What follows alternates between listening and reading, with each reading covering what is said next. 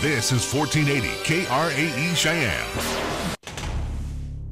What you are about to hear is a sports talk radio show unlike any other that has ever before been broadcast in the capital city of Cheyenne, Wyoming, USA. This is Cheyenne, Wyoming's Sports Talk Authority. The Wyoming Cowboys, the Denver Broncos, the Colorado Rockies, and the Denver Nuggets. The show is local. It's regional, and yes, the show is national as well. Wyoming Sports Talk Today is on the air.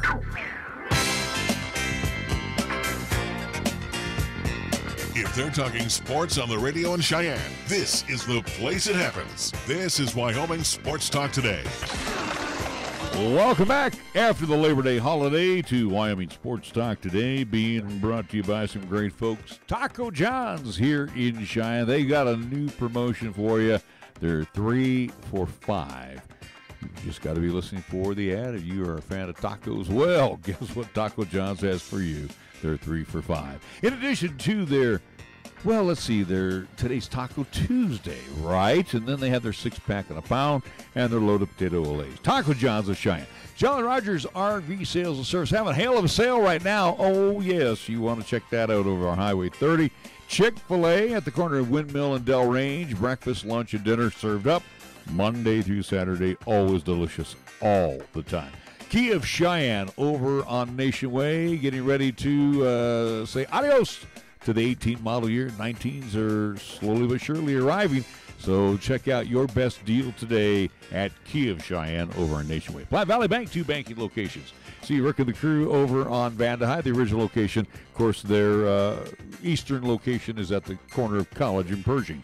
Medicap Pharmacy for all your pharmaceutical needs over on Bluegrass Circle next door to Texas Roadhouse. Lennox Auto Body ×2. The main repair center busy these days over on Dunana View. The Auto Glass and Detail Center also busy these days at the on Pershing Boulevard. First Tier Bank at 1508 Stillwater Avenue, where they have great CD rates going on right now. Check out their APYs. And Mondello's Pizzeria directly across the street, 1507 Stillwater Avenue, Suite D in the Greenway Commons. We also want to thank our good friends over at Marv's Plumbing and Heating, 1515 Logan Avenue. And we get things underway. We always do the scoreboard thing, and that's brought to you by Pepsi of Cheyenne. We go over to Nick, keeping our fingers crossed, maybe he has something. Oh, please don't give me that. I have plenty now, especially on the LCCC side from this past weekend. Again, with fall sports in action. We'll start on the men's side for men's soccer. They were out in Las Vegas, Nevada this past weekend. At least Friday's contest, taking on Victor Valley College. That was a losing effort, 2-1. And then at the College of Southern Nevada, it was a 4-0 at least loss for LCCC. So for the LCCC Men Golden Eagles Soccer Club, they are 1-2 on the season.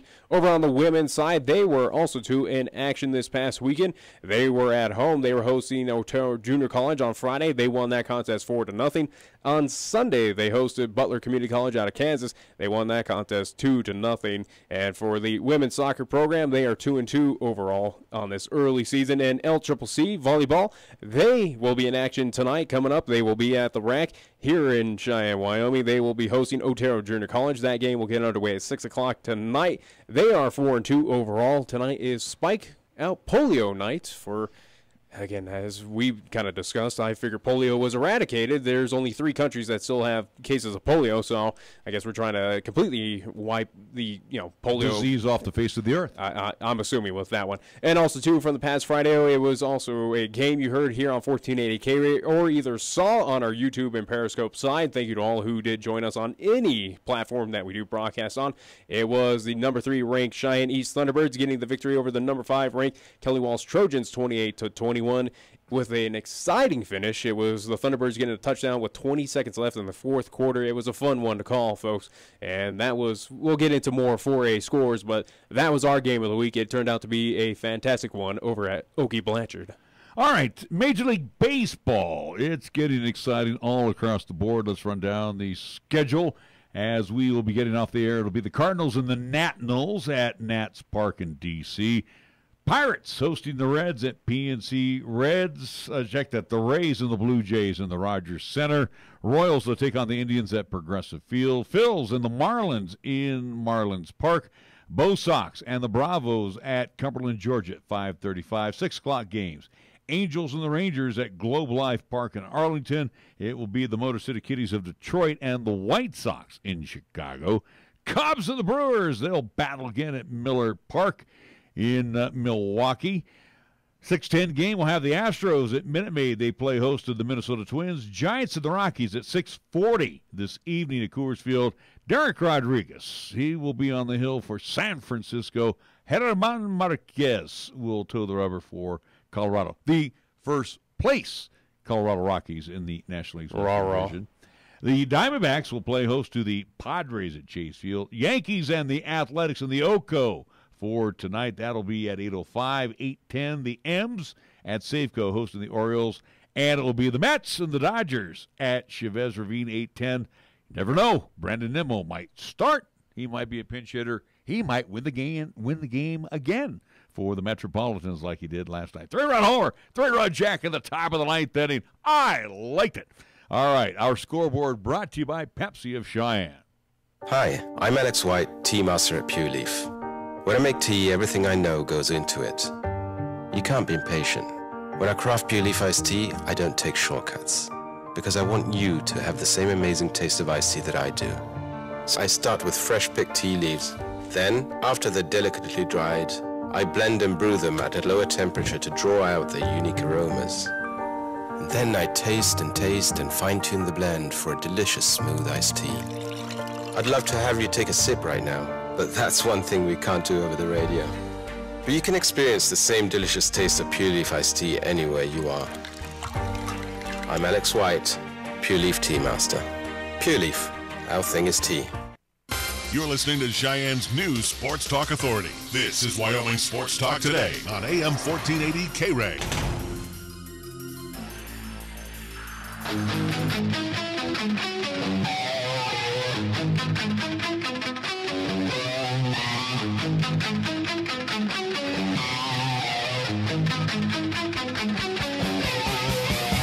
Good afternoon. Welcome to the Tuesday edition of Wyoming Sports Talk Today. It seems like it's been here we haven't been here in a long time. Thursday was our last show. Of course, Friday was Friday Night Lights at the Oakey Blanchard Sports Complex. Saturday, well, it was Friday Night Lights across the entire state of Wyoming. Well, where we were at. Yeah. And then Saturday, we were high atop War Memorial Stadium. Very disappointing afternoon. It was entertaining for 3 quarters. It was that's a disappointment, and I'm going to leave it at that. Sunday, it was an end result that I anticipated, and guess what? Again, as I said that entire week, guess what? This is a team that could put up a lot of points on the board against this top stellar defense. And guess what? They did. But anyways, Sunday was a day for baseball, and yesterday was a day for baseball as well. I basically said, not doing any yard work. I kicked back and I watched a boatload of sports over the weekend, and I enjoyed it. Yeah, I like baseball. And I didn't like how yesterday's game. There was two fun things that happened. Oh, we're going to start off baseball? No, just real quick before we get into football. Really enjoyed the Giants' comeback. Attempts at a comeback. Yeah, well, 2 pinch hit home runs, and then of course Watson just stinks as bad as Strickland. All right. There's another guy. I don't know what you're trying to say. I know, but there's another guy you could put on the again, we know this entire NL West minus Arizona that doesn't seem like they have a whole lot of bullpen issues. It's nothing new. Again, the Giants have problems. The Rockies have problems. Dodgers have problems. And then that was probably the best part last night. So, Chris, sorry, but, boy, when you had to be somewhat – well, you're not from the area, but you had to be somewhat happy with Brandon Nimmo going yard. Anytime anybody beats the Dodgers, I'm very happy. Yeah. And I liked it. So with that win, the West got topsy-turvy. Rocks now moving to first place, half game over the Dodgers, and they lead a full game over. Again, this is going to come down to 162 between these 3 teams. Again, what we saw after, at least looking at the future schedules for all 3 of these teams, again, you have to admit, I do believe that with the Diamondbacks had the easier route, Dodgers are going to have a fit. Rockies are absolutely going to have a fit where they still see a few teams that are in contention. Namesake, I do believe that they will see the Braves again, without knowing off the top of my head. But from what we talked last week, it seemed like the Diamondbacks had the easiest route to at least wrap up this NL West. And then but I really, especially between these two, at least these three teams playing just, do-si-do with each other, it's something that game 162 is going to determine who's winning that NL West, and that's it. I still don't think we're going to see a wild card team coming out of this Western Division. I still believe that the Central's got it locked, and also too, possibly, maybe the Phillies, maybe doubtful. I got a feeling it's going to be the Brewers, St. Louis, Cubs, all out of that division. Yeah. It's going to be a winner out of the East, and whoever which should wins be the Atlanta. West. I think Atlanta, and then out of the West. If I had to go off a strength of schedule to give the advantage, obviously you have to go with the Arizona Diamondbacks. But will they take advantage of it? Doubtful. If they lose again like they did to the Padres last night, Padres are a thorn. They are a thorn, except to the Dodgers. They roll over and play dead when they play the Dodgers. I guess, but the Padres, they are that team that's going to play spoiler. And same with the Giants at this point. Giants, I think, they're not mathematically eliminated, but there's no shot. I do believe that they're 8 behind Colorado at this point. Sorry, they don't really have a shot as much as the team has been saying, hey, there's still opportunity out there. You can't say never. It's until we're mathematically eliminated, we're still fighting, we're still playing for that division title, but it's a mountain to climb, and it's not going to happen for this Giants team as much as it has massive problems. But they're in that same role where even coming up in this series, even if they are indifferent, they're going to play that spoiler of going, hey, Rockies, you're the top dog. We're going to knock you off that tower. We don't want you to win it. Oh, when we face the Dodgers, hey, you're still in contention? Yeah, we don't want you to win it either. Again, the Padres and the Giants are going to be those teams where they're not going to roll over and die. No, they're going to give you a fit and go, well, if we're not a part of this race, then you guys don't deserve it either. All right, well, let's not talk baseball. Let's talk football. Let's get to You want to talk baseball. You brought it up. No, I just saying that's what I watched over the weekend. Good for you. So we go into high school football over the weekend. And the game of the week that we covered was, in my opinion, one of the games. It delivered. Yeah, it was a great game. We'll get to that here in a minute. But I've come to this conclusion right now, Nick, out of the 10 teams in the Class 4A. Stop me if I'm wrong. You have your 4 upper echelon teams. Sheridan, Natrona, East, and Thunder Basin. Your number 5 team is alone in number 5, which would be Casper Kelly Walsh. They can break into the top 4. Yeah. Okay. Absolutely. I think Kelly Walsh, other than one stupid miscue in that contest, they should have won. They could have easily upset East in that game. And, again, it was penalties that hurt them and a few miscues. It was the end result where East took advantage there in the at least waning moments of that fourth quarter and got that touchdown. It's a situation where Kelly Walsh, I don't write him off of going, well, you just lost to East. No, you lost to a very respectable East team, and you lost in a very close effort. It was just a situation that Kelly Walsh shot himself in the foot at this point in time. But I think this is a Trojans team that can compete against its crosstown rival of Casper and Natrona. It could easily compete against I think Sheridan. So. I think as well, too, with Thunder Basin, I think it could easily take care of it. This is a team that I still believe can make moves in the Class 4A. Is it a state championship quality team? Not against. I don't know. Time when it's really on the line against a Sheridan or a Trona. Possibly not, but they do have a lot of talent. It is a big team. I like in that game with Casper Kelly Walsh, aside from the 2 interceptions, they didn't put the ball on the turf. That's what they have. Oh boy, that's what they have a tendency to do. Spielberg, and again, why wouldn't you use this guy who is just big and he is aggressive? He was just he's a wrecking machine. He was shedding tackles out there just left and right. So let me finish up here. So we got our top 5, and Casper Kelly Walsh knocking on the door in the top 4. Your secondary teams, there's only 2 of them. Laramie, which is at the Mendoza line, and Rock Springs. Competitive game, 21-14. Yeah. Rock was competitive at home against the Sheridan Bronx, but they're 0-2. Then you have your 3 bottom dwellers. Yeah. And I don't know. Two of them found their first points this week with Campbell County on netting 6. They were running clocks. I get that, but again, they netted points, which is, I guess, if you have to look at the positives for Campbell County and Cheyenne Central, hey, you put points on the board finally. The only team that in Class 4A has not put any points on the board is Cheyenne South. And coming up this week, going up to Casper Kelly Walsh against this very solid team, again, where this team, I imagine Spiegelberg, your running back for the Kelly Walsh Trojans, and hey, let him have the ball. He should just cruise. This is a veteran team. They were young last year. They were juniors, This being Kelly Walsh. Yeah, Kelly Walsh. I mean, this is a team that's gelled together under John Vance. Like I said during the broadcast, say it again. This team is one of the best that John Vance has had in his tenure at Casper Kelly Walsh. Don't be surprised Friday that it's a running clock as well. Again, it's unfortunate to say, but yeah, absolutely. I do believe that this is going to be the situation coming up in Casper between these two, with Kelly Walsh and Cheyenne South. Again, Kelly Walsh is a very competitive team. It is a very stacked team. South against these upper echelon teams where, again, they've already seen Thunder Basin, they've already hosted Natrona. These are teams that are in that top 5. This is a Kelly Walsh team that can compete with those teams very closely. Clearly, we saw last weekend, and it's been pretty ugly at this point in time for Cheyenne South.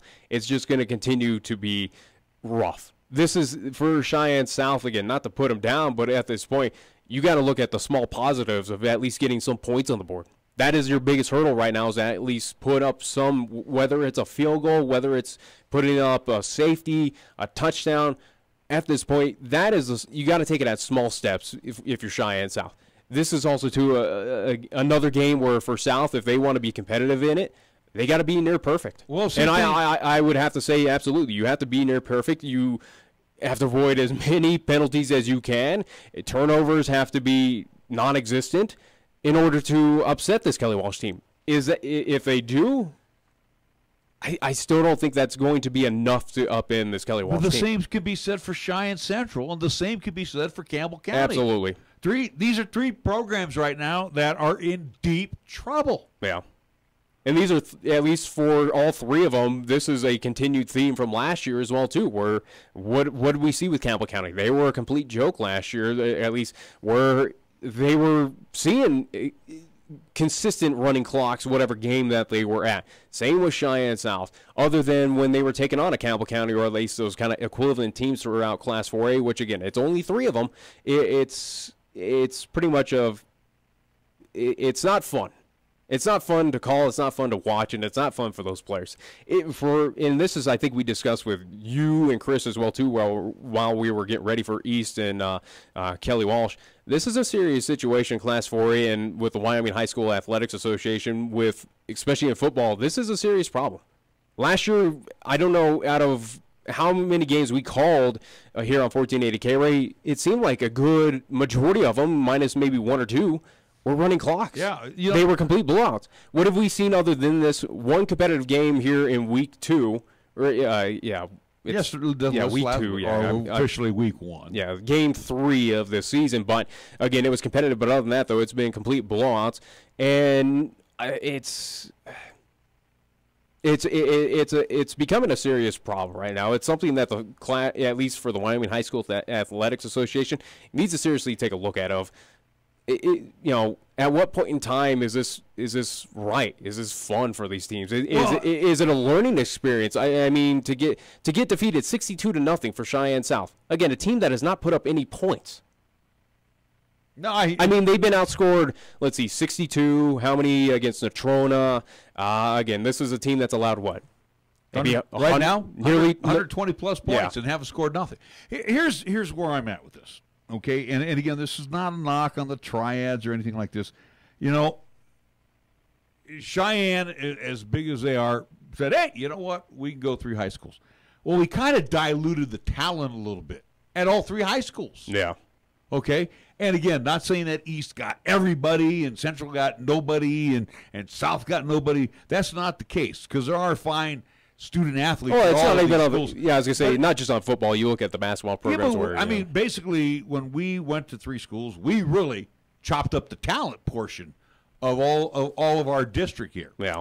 Casper Kelly Walsh still only has 2 high schools. They're just as big as Cheyenne. Yeah, why don't they have 3? Now what they've done and then we griped and moaned. We, sports fans, we griped and moaned about Gillette winning everything with their 25,000, 30,000 population. So what do? Cut them in half. And they've diluted the talent up there, didn't they? No, to a certain degree they have. A little bit. Thunder Basin is still at least it's a team, especially when we talked with Chris, I do believe last week, but Thunder Basin, it's a team that is growing into its infancy. It's getting respect, but also to a lot of those players did transfer over from Campbell County. Now, is that something we can equate to? I'd say absolutely. See, they can jump as they can do that where we'd have to, if you wanted to go from south to central or vice versa, you have to go through some type of, you have to sign this and do all this and everything blah, else, blah, and blah. next thing you know, you're at the school. Over there, it's like, see you, bye, I'm out of here. Yeah. So it was just, hey, it's a brand new high school. Yeah, sure, I'll go. So here's. But also too, again, with Campbell County, they didn't lose a whole lot of talent, especially on the basketball side, where again we saw men and women win state championships. But I think it's going to. I think you're going to start seeing a little bit of changing of the guard in Gillette there. I think you really will. Now the numbers are up for Campbell County, but again they're young. You got the younger kids, extremely young, that are starting to go to Campbell County. Thunder Basin has its veteran core that were there last year, and they're a year older. Well, it's a team that can suffice, at least where again it doesn't have to deal with young, at least deal with infancy like a Cheyenne South. No, it got off the blocks of going, all right, hey, here's senior leadership or juniors or sophomores that have been playing over Campbell County. They swapped over and joined us on this rank, so we're kind of pretty well established. So Thunder Basin has become the new Campbell County, but not as dominant because, again, they are lacking, at least had to split those numbers between now two schools. But it's a sad situation right now in Class 4A of what is going on here where, again, other than it was out of 5 games, 2 of them were competitive. The rest were just complete jokes. 62-0, 58-6, 50-6. How much? And again, obviously, it is competitive sport. It's not. We're not out here awarding participation, but also too, it gets to the point of this isn't. I wouldn't say fair. I don't know if I would use that word. But the word fair. It's not fun. Nobody likes to go get their brains beat out. Okay, and it happens. It's not fun calling it. It's not fun watching it. Again, like I said, it's not. It's definitely again. How can you teach these young athletes anything? Where, especially for a Cheyenne South, at this point, they still have yet to score a point. And I've been on these sides here where you try to find positives in the game. You can't. How do you? Yeah. Well, how do you talk to a coach about this as well? Going, well, you haven't put up a single point, and you're down 120. Yeah, I mean, what's a positive?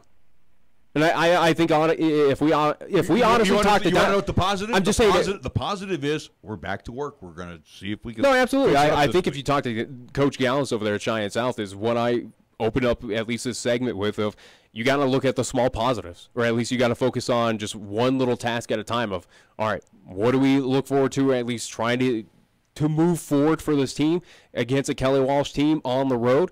Well, guess what? You look at trying to score a field goal, get some sort of points. Other than that 0 on that scoreboard you've seen for now, well over 2 games at this point in time, you got to look at going, all right, let's get something on the board at least this point in time. All right, we had 10 penalties or however much against Thunder Basin. All right, let's try and knock it down to maybe half, 5. Let's try and limit those penalties. Well, we had this many turnovers. Let's try and knock it down to 1 or 2 for this contest. I think that's honestly the positive. Okay, is it a great positive? Not really. How is it a positive to the parents to watch their sons getting their brains beat out every week? It's not a great at all. And how is it a positive to the student body to come back out? Because if I'm the student body, I go again. This is even going from in college ranks, especially watching the University of Idaho with the Idaho Vandals getting their teeth kicked in year in and year out in the WAC as how awful that team is. Guess what? As a student base, as a fan of that team going to that school, eventually you just go, sorry, there's better things to do than this. Yeah. So that's just it. We're kind of in a catch-22 with these beatdowns. Now, Coach Goff said it very well to us when we were talking to him at length. We got there early enough, and we had a chance to chat with him. And again, Coach Goff, classy individual, takes his foot off the pedal. Yeah. And he said when he was against Campbell County, they scored 3, and then they rolled off 42 points. He backed off. But he also said, too, and he told the officials, he said, look, these guys are going to have their ears pinned back. They think we're going to run the ball all the time. I can't do that. I can't have my tailback getting injured. Yeah. I can't have my quarterback getting injured. We got to run our regular formations. We got to protect because we're playing for something. Clearly, again, we can't afford to have injuries. And and he goes, I'm not trying to run the score up, but we got to run our regular, package. And again, this is not. I feel. I'm not going to feel for Campbell County. This is a growing issue across 4A. I know, but I feel, and we got 3 teams, and Coach Apodaca. Up in Gillette at Campbell County and to Coach Gallis. I feel for you guys. I really do. Yeah. And I don't know if the situations get better. Yeah, it'll get better when you guys play each other. Oh, yeah, absolutely. Somebody's going to come away with a victory. Yeah. And, again, something is going to give when you have South and Campbell County, South and Central. So, something's going to happen positive there. But, again, the positive is those young men are going to work. They're going to practice. It's tough.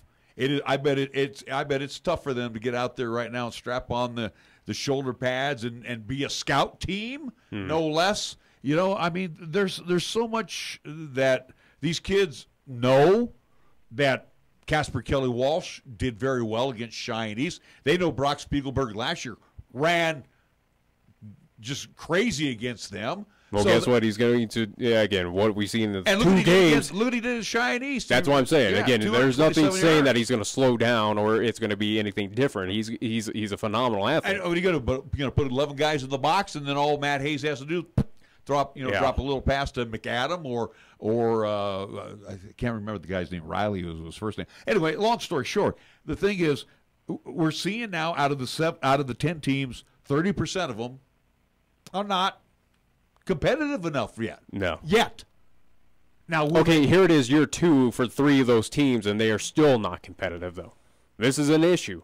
This is at a point in time where it's now become an issue, where in my opinion, was Central, again, this is Central, Campbell County, and South. These are 3 teams we can say at this point in time are not making the playoffs. I think you have an understanding of who's going to represent Class 4A in the playoffs this year. It's just depending on seeding, but those 3 teams – again, one of them has to. Well, one of them absolutely, and again, that will come down to those Central and Campbell County, the South Campbell County, those kind of mixtures in South and Central. But it's a situation where these 3 teams dealt with this last year, and the trend is continuing to this season. But here's the crazy. To me, part that's a serious issue. And I know we need to take a break, but here's the crazy part of all of this.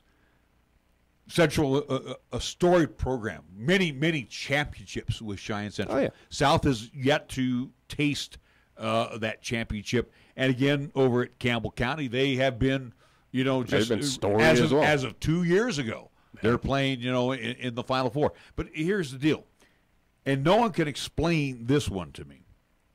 Sheridan remains a top program. Natrona remains a top program. It's been almost every year, maybe 1 or 2 under Steve Harshman, where they were like 500. Yeah. All right. Cheyenne East, give your credit to Chad Goff. He's put together a good program over there. He's had a couple of slip-ups as well, where they were average. And then you look at but in since I've gone to school at East and also to where we are at this point in time, 2018, I highly doubt that under a Chad Goff at least program there at East, have they dealt with issues like this of losing 62-0? But I'm just saying, there's three programs that are pretty consistent right now. Oh, yeah. Thunder Basin has come out of the block. Thunder Basin's getting to that point. They came out of the block saying, hey, you know what, we could be up there. And John Vance, to his credit at Casper Keller Walsh, has built that program. It was basically not on life support, but it was hurting pretty bad. He took over that program and has built it each and every year, and now he gets to be in the upper echelon. But again, he's in his 7th year at Casper Kelly Walsh, and he's finally getting those student athletes to give him a consistent picture. So is that what you're trying to say under Coach Gallis, under Coach Mike Apodaca? You're telling the students, to parents, to fans of these high schools to wait apparently a decade? No, I'm not telling that. But nearly a decade for your team to be relevant, to have some sort of success. And again, we don't know what's going on over at McCormick, because McCormick is the feeder to Cheyenne Central. Yeah. I don't know what's going on over at Johnson. That's the feeder to Cheyenne South.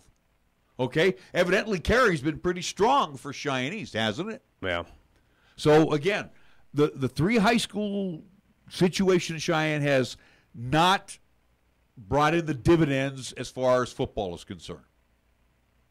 It hasn't shown anything. And I would say for other athletics as well too, especially if you look where basketball, at least on the men's side, was again where you did have, I do believe 2 years ago where they did make it to the state title game, did not win the championship. Right. But again, you're talking over at South, and not to pick on South, obviously it's a school that's still in its infancy, but it's again we're talking about their soccer programs finally getting its first ever win.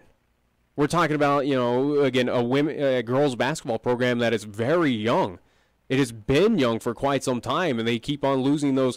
At least they have that hard ability to keep that senior leadership a part of those teams. Well, yeah, they can't. Again, they can't keep the consistency. Yeah. But think about this though, too, Nick. In South's time that they've been around basketball, we'll use basketball. Have we yet had all 6 teams go to the state tournament? 3 men. 3 women's team. No, I don't. It's never happened. And it always happens on and this year I guess they have a different play-in schedule. It's double elimination, as Jerry told us. Yeah. But before, those Thursday games are when you're in. How many times have we had South versus Central or South versus East play? When you're in. Well, you lose 2 right away on the first day. Yeah. So like I said, we have not had that luxury yet of sending all 6 programs to the state tournament. So, again, I'm just saying the 3 high school system here in Cheyenne and the triads, yes, they're good triads and they're good high schools, but from the athletic standpoint, we're still seeing the same results that we've been seeing since the inception of all of this. Yeah, it really has not changed. There hasn't been a whole lot of change. And what do we do? I don't know. I don't have. Yeah, it's a situation right now. If what is the problem, or at least how do you solve this problem? But also too of, again, is the Wyoming High School Athletics Association going to do anything about this? Would they ever split a Sheridan into 2 high schools? Something tells me no, not at this point in time. They fight that tooth and nail. I don't think they would at this point, but. Again, this is a trend that has been going on for quite some time now where, again, we're carrying, at least in my time, I haven't even seen, again, I came out here to the state of Wyoming here August of 2017. Here we are a year and 2 weeks in, and for South, Central, and Campbell County, it has been the same result for, we're looking at 11-plus, 12-plus games of a football season. Yeah, what has changed? Nothing for them. All right, we do need to take a time I'm just saying it's pretty upsetting and it's pretty sad that this is again that it seems like it's a trend it's a snowball effect that's continuing to grow and grow and grow where it doesn't seem like these 3 teams have any hope or there is no light at the end of the tunnel for these where it's going to go. All right, things will be better. It just seems like it's getting worse and worse. I don't even know if it's getting worse. I mean, we got a 62-0. I know we got a changeover in coaching philosophy that has not had its chance to take effect. We've had some positive strides over at the other school with the change in head coaching. Unfortunately, seniors graduate. I mean, you just can't keep them there. They got to move on, and the underclassmen that are coming up are just they're not ready to step in and fill those shoes, and that's the sad part that's going on right now with 2 of the 3 high schools. All right, we are going to take a timeout. We'll come back with more after these words on 1480 K-Ray.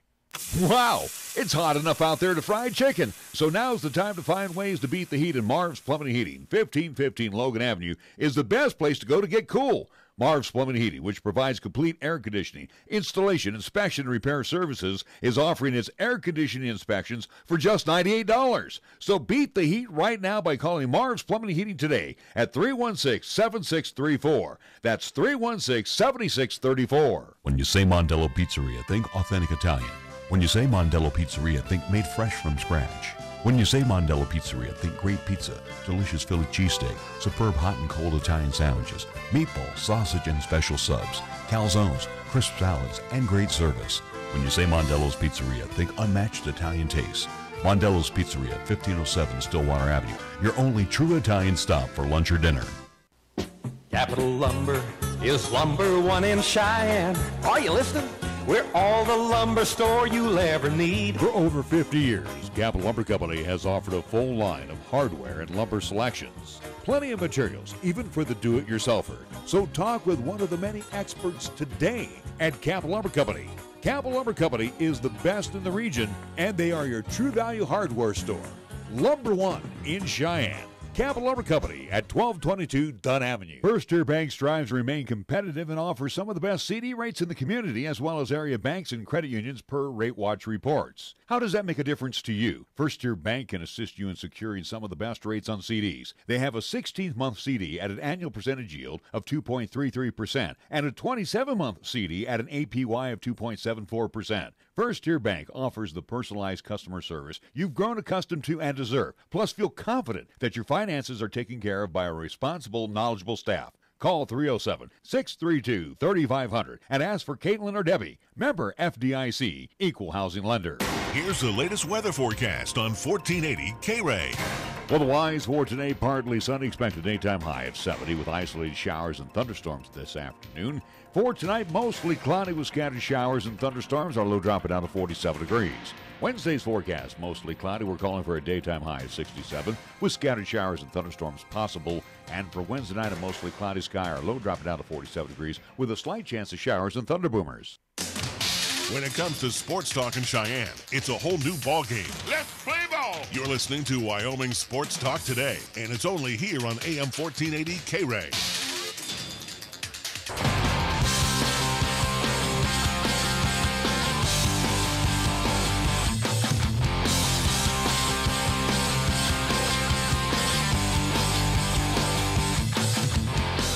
We welcome you back to Wyoming Sports Talk today. Nick and myself just talking off air here, and we should make that an announcement of what we're talking about. Well, yeah, here's because it'll be an easy swap around on our social sites and our website because we do have something listed. Well, and this is what bothers me.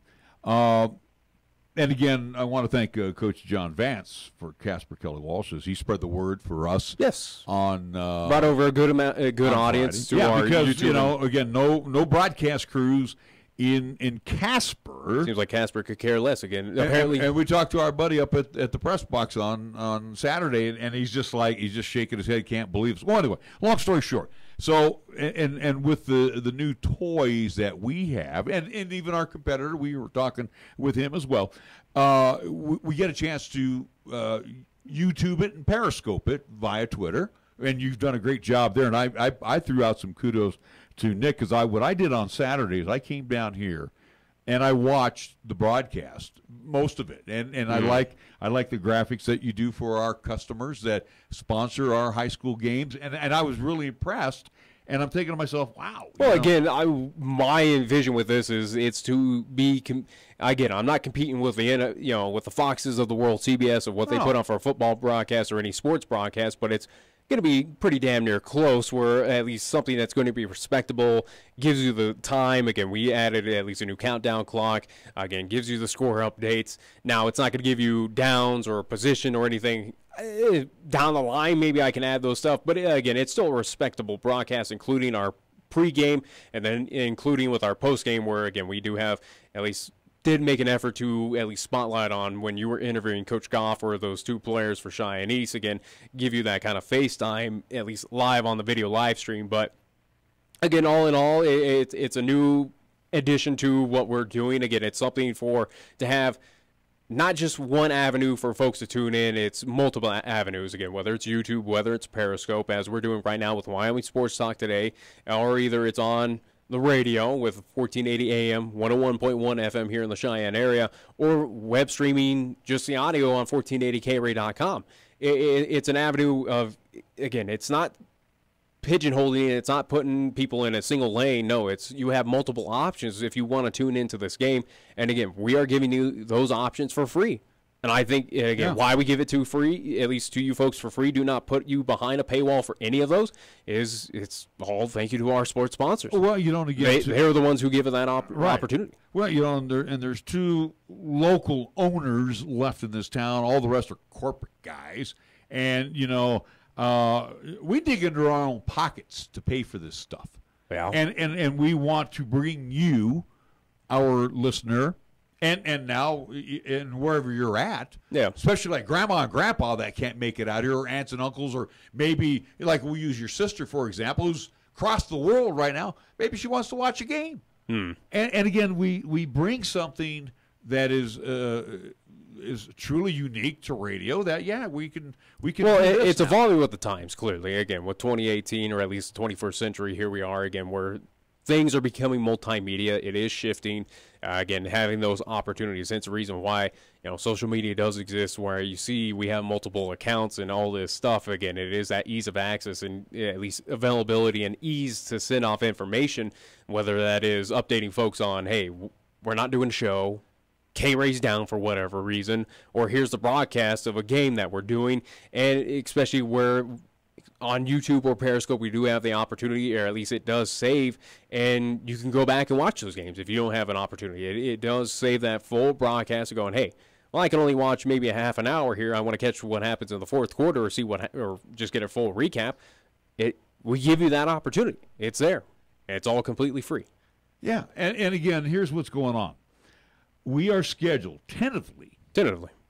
And it's sounding like that tentative you can just toss out. I think, we may not make this trip. But I don't want to... And it's nothing against the teams. I don't want to punish a team. No. But with matter of fact, as we talked to the other local broadcaster today about it, he's been encountering some stretches of, this is not really kosher. But... He's been running more into technical issues and whatnot. And Nick called today to talk to the athletic director. Well, I sent him an email, and you're the one who gave him a call. Well, I sent out an email and got a response. But. Yeah, and you got a response. And we basically said, hey, just want to know if you got a simple question. Ethernet Just again, as we talk with Jerry Schlaz, we talk with Chad Whitworth at this point in time of two local broadcasts that we've had here in town. Again, it was just outreaching because again, we don't know what Casper is like or those facilities up there, but I simply just put it out of going, hey, we'll be broadcasting, we'll be up there to make space, make room up with that press box, and then let them know that we do have this new addition that no one else other than our competition across town is doing. Again, in the state of Wyoming, I don't think anyone's doing of what we have at least accompanied to the radio broadcast. But let them know about that, and just a simple question of, do you have internet? Or at least an Ethernet connection so we can live stream this game. And get ready to do the ball game. And again, understand this. In Casper, don't need anything else. Just all we need is in Casper, power and internet. Nobody's broadcasting that game. No one cares. But us. No one cares up there. And I don't know if our local friends from the Bison Network are going to be going up with the kids. I don't know. I think they would do. Assume so. I think they go and they travel. But my point is, we can't do the game because the athletic director says, well, you're cutting into our streaming. I spent all this money on purchasing a streaming essentially package. His thoughts were, we're undercutting him because I paid. And again, it was an email response to me, again, with the tone and everything, but it was a situation where again, Kelly Walsh AD responded back to me of going, hey, I just paid thousands of dollars for this equipment. Now, did he pay for it? No, he did not pay for it. Well, he put it. He put in the pronoun of I. The school district budget allowed him to pay for it. Well, again, our streaming he wanted package, to put the pronoun in of saying he did it himself. I understand that, but our streaming package, along with our competitor here in town, we paid for it out of our own pocket. Yeah. And again, what we wanted to do was bring the game back here to Cheyenne. Yeah. You have that opportunity to view it as well as listen to it. Absolutely. My goodness, I mean, this is not rocket science, but the guy is copping an attitude like we're going to cut into his. Well, again, cut into profits for whatever off of, again, their paywall. Again, it's a live streaming service that you do have to pay. And again, those proceeds do go to the school. Hey, I completely respect that, but it's a situation where, hey, you got to deal with those issues. Hey, if we're coming out here, again, we're bringing you the service. There's nothing wrong that says we can't do this, and we're going to. We've done it. We're going to continue to do this for football, for basketball, LCCC.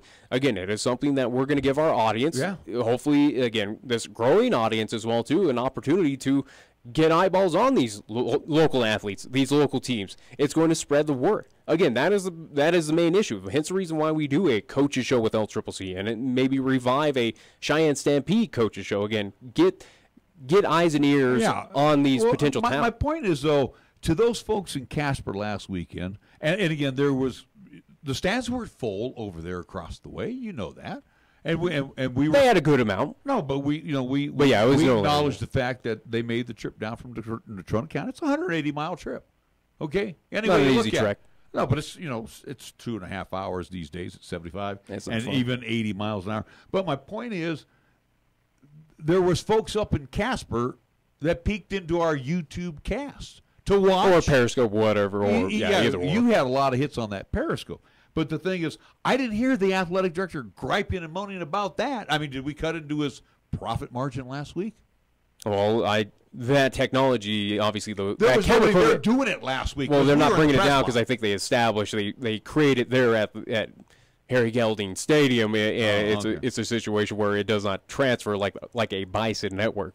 So, hey, Kelly Walsh, Cheyenne South, we had you scheduled coming up this Friday. Again, nothing against you two teams. It is just a situation of what we're dealing with right now with the Kelly Walsh athletic director right now, of if he's going to be, hard-nosed about it, hard-nosed and have issue with us of what we're bringing to this audience, what we're bringing to Cheyenne folks as well too. Hey, if you got an issue with this, sorry. Well, we're making our decision right now, and I think we'll make it. We're scheduled to be on the road, so we'll be on the road. We'll go to Thunder Basin. Yeah, we'll go to Thunder Basin and cover Cheyenne East coming up at least this Friday. Kickoff should be 6 o'clock. Pregame 5:30. Again, we will make sure to notify on social media and also to other outlets that do post that information that again, we will no longer be doing Kelly Walsh and Cheyenne South. But we will instead, Thunder Basin and Cheyenne East will be coming up this Friday for 1480 K-Ray, which, again, will be on the radio side, which you can also tune in on 1480kray.com and also tune on Periscope and YouTube as well. And for our South friends and fans, and again, we will be back. We will have South next weekend. We apologize for not this Friday. And again, for me, I deeply apologize that we're not covering South. I had it on our schedule to again. You did the schedule way back in June, if I'm not mistaken. Yeah, well, I don't know about that far, but no, you had it all ready to go because our. I guess that's true. To get them all figured out, so we coordinated with our other broadcast. And I made sure to give each team, all three of the local teams, again, equivalent time. And again, it was South's turn on our schedule to go up on the road with them. Again, where we've already had Central, we had East, and South was next up on our list. But again, deeply apologize to the South fans and at least to those teams where we're not able to cover you because again. Some administrator, or at least we know who the administrator is. I'm not going to announce his name. And we're not going to beat him up. He's got a point, and he wants to, make a couple of, subscription buys out of this thing. Great, that's his trip. We do it as a service to our fans. We do it as a service to our advertisers, and we do it as a service to the 3 high schools here in town. Yeah. So those of you that can't make Thunder Basin this weekend, you'll have a chance to catch it on YouTube. How many people? We had about 3 or 4 people come up to us.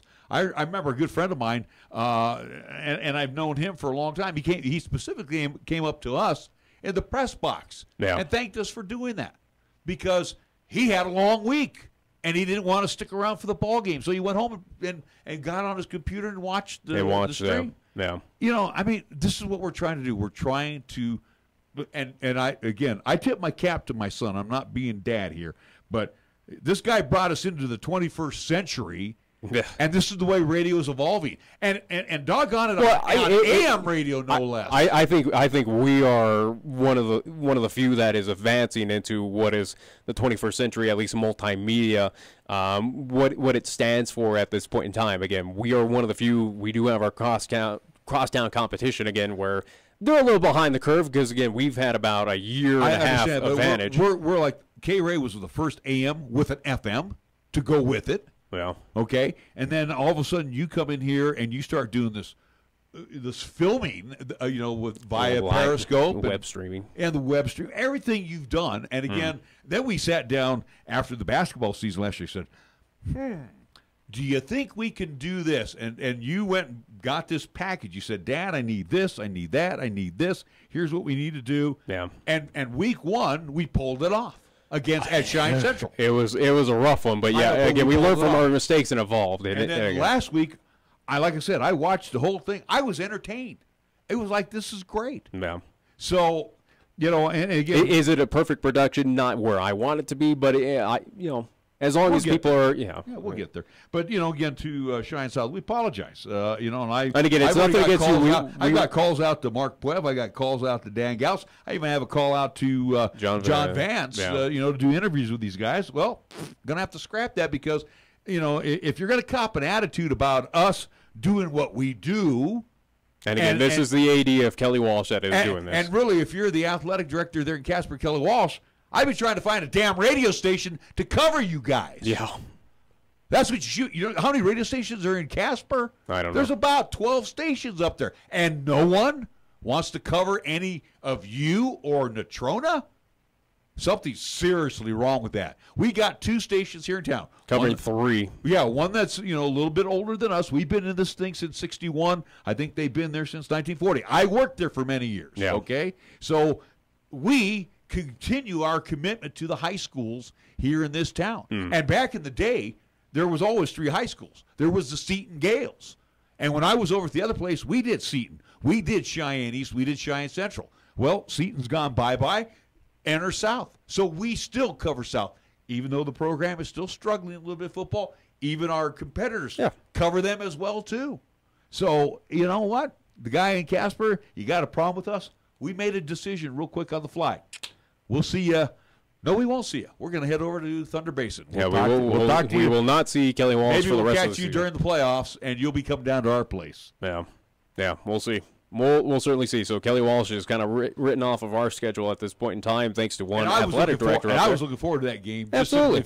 I was very impressed. And going back to Friday's game, this Brock Spiegelberg, he is the deal, folks. He's averaging over 250 yards. Oh yeah, this is a guy. This is a guy who could be player of the year at least across the board. And Cheyenne East has got a good defense. He was breaking tackles left and right. So he was impressive. He wore them out. Late in the fourth quarter, he was just running over them. We need to take a break. I know we need to take a break, and we will do that. But anyway, and again, to cap off what he did, what Spiegelberg did, it opened up their passing game. Yeah. I mean, they almost came away with a victory here. Oh, yeah.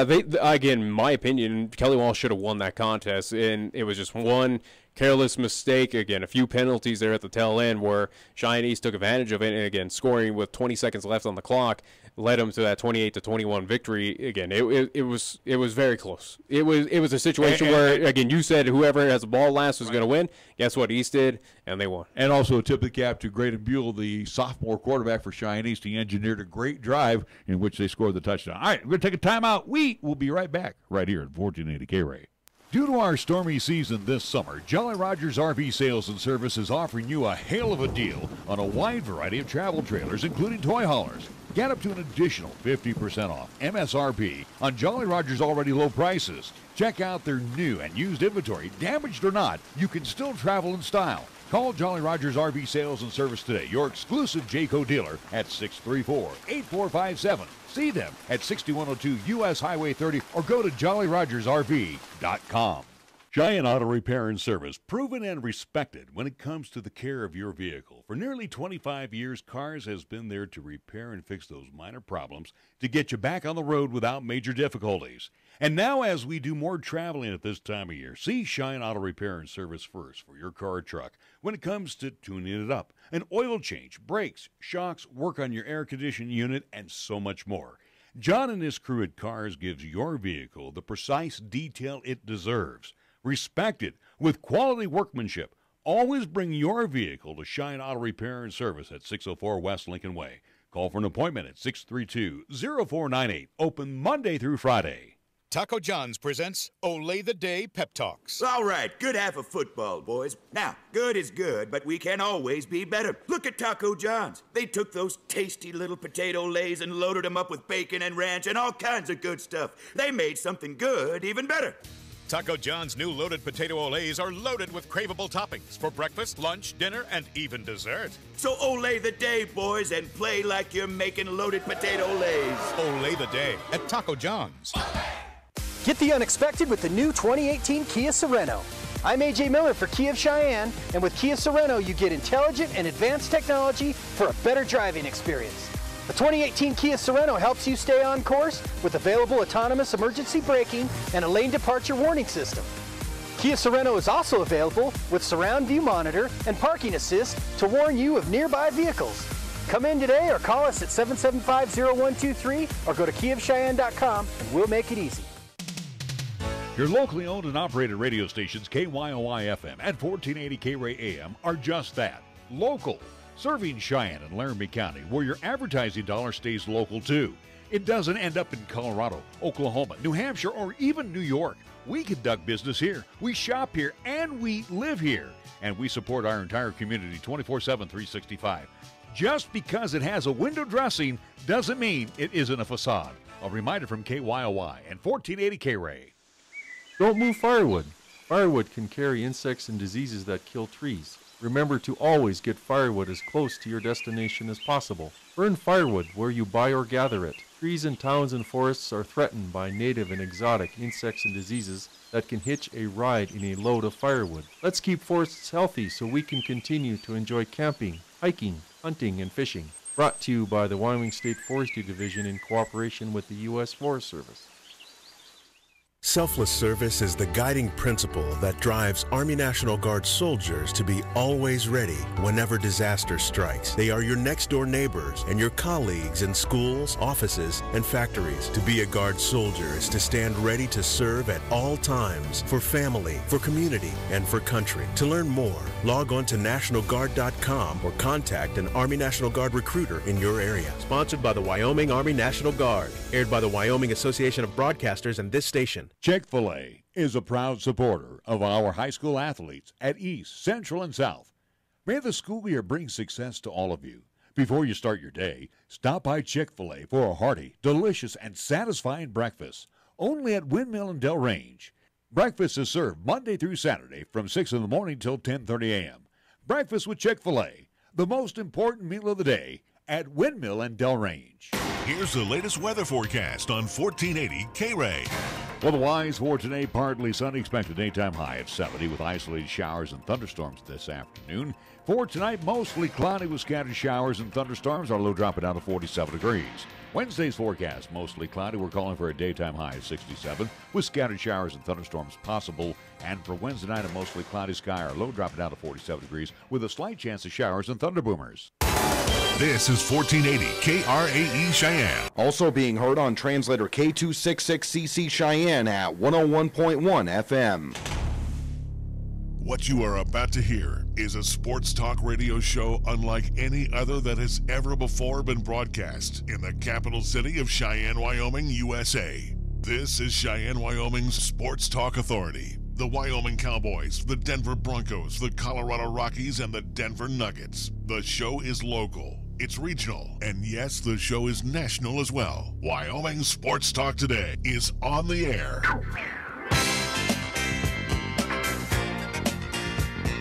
If they're talking sports on the radio in Cheyenne, this is the place it happens. This is Wyoming Sports Talk Today. And we are back. Hour number 2 of Wyoming Sports Talk Today. Larry Proetti along with Nick Proetti. And hour number 2 is being brought to you by Marv's Plumbing Heating, 1515 Logan Avenue. Mondello's Pizzeria. You will find Joe and the great staff over at 1507 Stillwater Avenue, Suite D in the Greenway Commons, across the street at First Tier Bank. You'll find Tim and his great staff there doing the banking thing Monday through Friday. Lennox Auto Body ×2, the Auto Glass and Detail Center, Pershing Boulevard, and the main repair center over on Dunn Avenue for autos and trucks. Medicap Pharmacy. For all your pharmaceutical needs with your doctor's prescription, let Gene and his great staff take good care of you, as they often do. Medicap Pharmacy, right next door to Texas Roadhouse. By Valley Bank with 2 banking locations offering all banking services. I mean, they are your full-service bank, Platte Valley Bank ×2, Vanda High Avenue, and at the corner of College and Pershing. Kia of Cheyenne, kick a few tires, take a test drive. The 18's got to go. so the 19s can head on in, let AJ and Greg and the entire crew over at Kia Cheyenne put you in the vehicle of your dreams today. Kia Cheyenne on Nationwide. Chick-fil-A, you know, again, we know their delicious chicken sandwiches, their waffle fries. For breakfast, you got to try their hash brown scramble bowl or their chicken biscuit or their egg white grill, for example. All kinds of good eats for you 6 days a week, Monday through Saturday. Chick-fil-A at the corner of Windmill and Delrange across from Menards. Jolly Rogers RV Sales and Service. You heard about the hail sale that's going on. What the hell's going on over there at Jolly Rogers RV Sales and Service? Well, you're going to pick up a great deal on a Jayco RV or fifth wheel. So check them out today, Jolly Rogers RV Sales and Service. And last but not least, we thank Taco John's. It is Taco Tuesday all day today. Taco John's, where they have yet a new promotion going on. I told you. I love that 3 for $5. Oh, again, that steak burrito was up at the beginning of this month, and guess what? Yeah, you had your chance, and now you got this. Oh, I was on it. We were on it. So yeah, we did. Don't I'm telling the folks out there. Don't yell at me. I did. All right, Taco John's of Cheyenne. I should yell at you for that pathetic joke earlier. What the hell? It's like a dad joke. You know, I think you have one more sponsor to get to. If you were an old fart like me, you would truly appreciate it. All right, and we go to our scoreboard, which is always brought to you by Pepsi of Cheyenne. We kick things off with the Nickster and see what is on his I got plate. plenty, especially from LCCC. What are you kidding me? Again, with LCCC, we'll start on the men's soccer side as they were out in Las Vegas, Nevada over this past weekend. We'll start with Friday's contest, taking on Victor Valley College. They lost that contest, unfortunately, 2-1. On Saturday, they were taking on College of Southern Nevada. They lost that contest 4-0 as well. So for the men's soccer program, 1-2 overall on this season. LCCC women's soccer, however, Friday they were at home taking on Otero Junior College. Won that contest 4-0.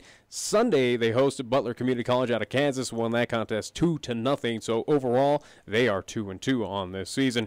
And for LCCC women's volleyball, they will be in action over at the Rack here in Cheyenne. They will be hosting Otero Junior College. That game will get underway at 6 o'clock tonight. It is Spike Polio night because we gotta, since it's already eradicated across the world, except for I think Afghanistan and Pakistan, we just want to get rid of it completely. Which I thought it was completely eradicated, but joke's on me. Anyway, but LCCC women's volleyball in action tonight, 6 o'clock, hosting Otero Junior College. Go check them out again. LCCC women's volleyball.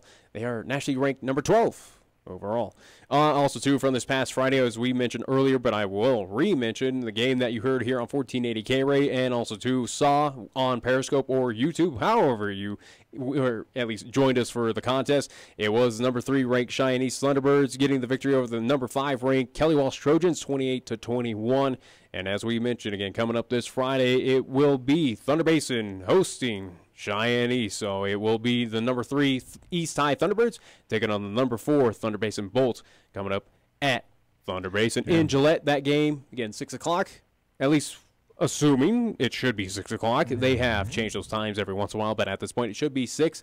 And pregame will be about 5:20. I won't even say 5:30 because we started about 10 minutes early, at least last week, because we added more elements to our pregame show. So we'll say about 5:20 is when you want to join us. I will look up the exact time just to make you feel good here. But let me go to Major League Baseball and the scoreboard.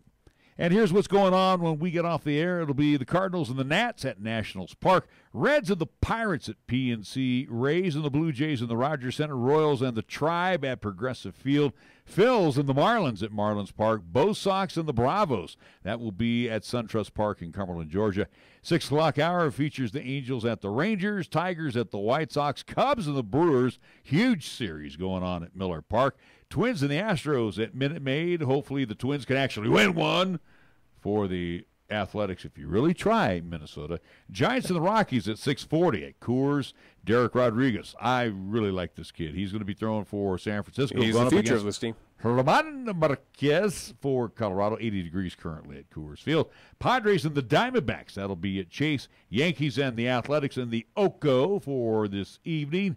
It will be the Orioles and the M's at Safeco. Mets, Dodgers, once again, in Chavez Ravine. If we can't go down to Giants and Rockies, which I'd love to be at right now, but apparently I don't have those tickets in front of me, I think we should like the rest of the city of Cheyenne, should probably head over to the rack, go see some LCCC volleyball tonight, right? Absolutely. All right. That's what I would say. I think that's the thing to do. It's the easiest thing you can do. All right. Our scoreboard brought to you by Pepsi of Cheyenne. This is the Pepsi that's got a date with your taste buds. We're talking 1,000 bubbles dancing a two-step with you and 2 tacos at 2 a.m. Order number 83. Come on, you're up. This is the Pepsi that has mastered the art of the late-night munchies and is always down to dig into some deep dish. Hey, we don't do deep dish, capiche? Try telling that to Chicago. This is the Pepsi for po' boys, pulled pork sliders, and the godfather of all sandwiches, the Godfather. This is the Pepsi for street carts, anything a la carte, and is dying to make the leap into your grocery cart. Come on, take us home with you. This is the Pepsi for those who are forever fun. This is the Pepsi for every generation. Got something to say? Then get it off your chest right now. Phone lines are open at 307-514-1071. Make your opinion count and call the show. Wyoming Sports Talk today.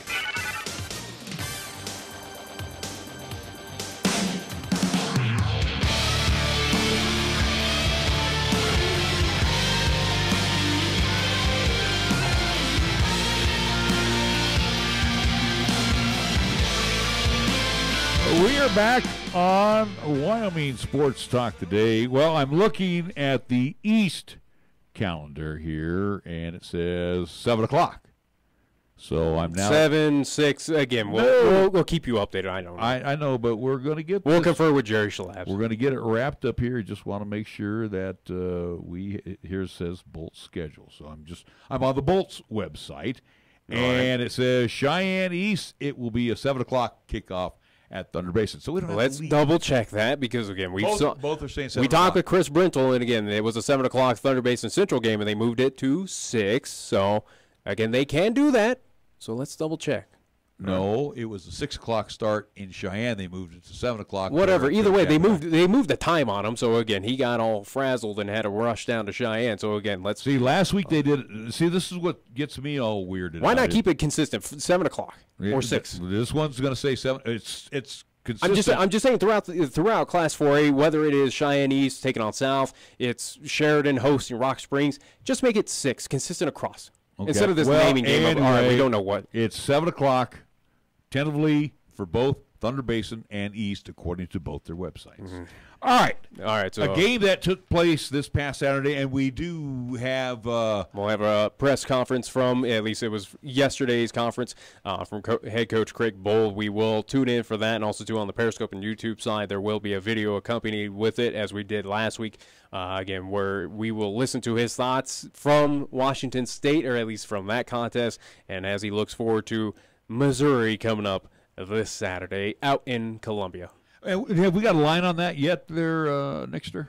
Probably. I'd have to look it up. So I was just curious. I can look it up if you really. I think it's like 23 points or 16 points, something like that. I'm confusing that between Arkansas and CSU, but it's pretty high. That's 19, I think you told me over there for Arkansas, right? And I thought it was 23. All right, well, I'm just looking here at the schedule. Anyway, Cowboys last week, and it's a shame. And I'm sorry, folks. It is a shame. Every time we sit here, we lip off. Yes, I didn't lip off. What happened, the end result was what I predicted. I said, hey, you know what? This team is competitive. And I think they were competitive for 3 quarters. Yeah, I'll give them that. They were solid. They did lead at half. They led at half by 3. But let's be honest. The offense is PU. It's pathetic. It's not that It's predictable. Good. Now I told you pretty much every play was going to be played on that offensive going. It's going to run. Oh, he's going to do a little ditch pass here, and again, it's what we saw last year. It's carried over this year. It's the most predictable offense. It's a pathetic offense.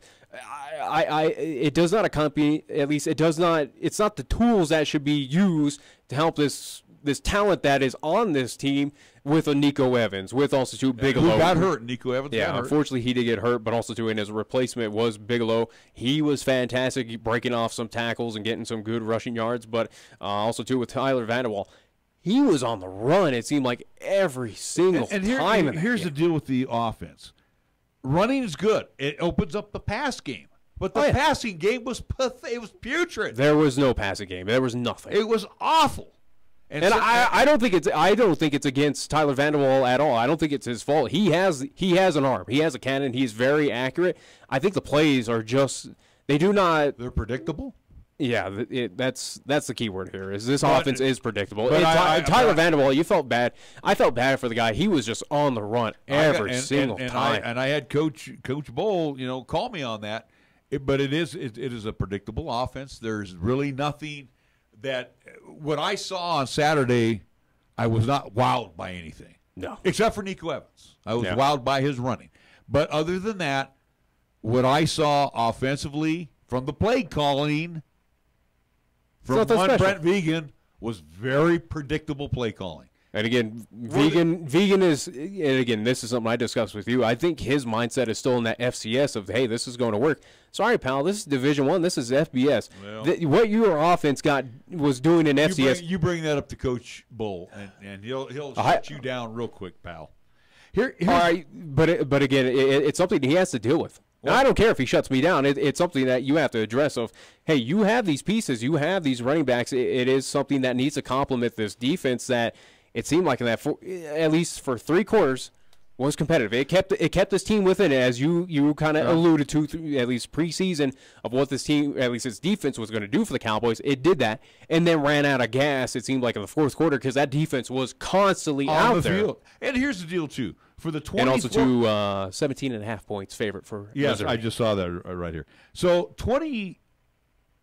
You look at this Washington State team, 24,134. I think it's a team that is underrated. I agree with Theo on that, and I told you that last week. I think it is a team that you have to keep an eye out. They might be very low in the Pac-12 standings, but it's the same. Hey, it was the same situation you saw with Oregon. I wasn't wowed by them. If you were wowed by that team, they are okay. They're not better than Washington. Well, no. They're not. No. Washington's a team that was picked before they lost to Auburn to win the championship. They're not better than Stanford. No. And from the highlights I saw from Stanford, I don't think they're better. I don't think they're better than Oregon. Oregon's a year older and a year better. I think they're better than Cal. I think they're better than Oregon State, clearly. Again, it's a team that should not be picked 6, at least in that North Division. They might be a 4th or 5th place. But again, Washington State. Again, it's a team that's underrated and flew in the radar. You were going, hey, Wyoming should cruise against this team, should easily take care of, and guess what? They should cruise. I said that they were beatable.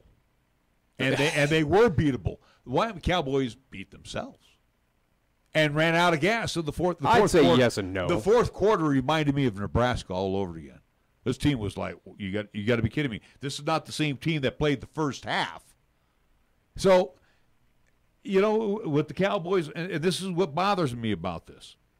24,000 fans were there. About 90% full.